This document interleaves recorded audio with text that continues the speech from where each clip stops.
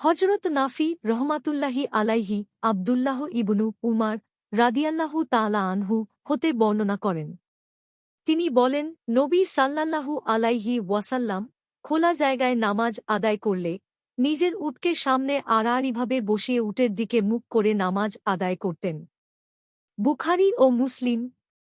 বুখারীর বর্ণনায় এ কথাও রয়েছে যে, নাফি বলেন, আমি ইবনু উমার রাদিয়াল্লাহু তাআলা আনহু কে জিজ্ঞেস করলাম, উট মাঠে চড়াতে গেলে তিনি সাল্লাল্লাহু আলাইহি ওয়াসাল্লাম তখন কি করতেন? উত্তরে ইবনু উমার রাদিয়াল্লাহু তাআলা আনহু বলেন, তখন তিনি উটের হাওদা নিতেন এবং হাওদার পিছনের ডান্ডাকে সামনে রেখে নামাজ আদায় করতেন। বুখারী ৫০৭, মুসলিম ৫০২, আবু দাউদ ৬৯২, তিরমিজি ৩৫২, আহমাদ ৪৪৬৮। মিশকাতুল মাশাবিহ ৭৭৪। হাদিসের মান সহিহ। হাওদা হল উটের পিঠে বসার জন্য তৈরি কাঠামো বা আসন, যা সাধারণত কাপড় বা কাঠ দিয়ে তৈরি করা হয়। অনেক সময় ভ্রমণের সময় মহিলারা বা যাত্রীদের জন্য এটি ব্যবহৃত হতো।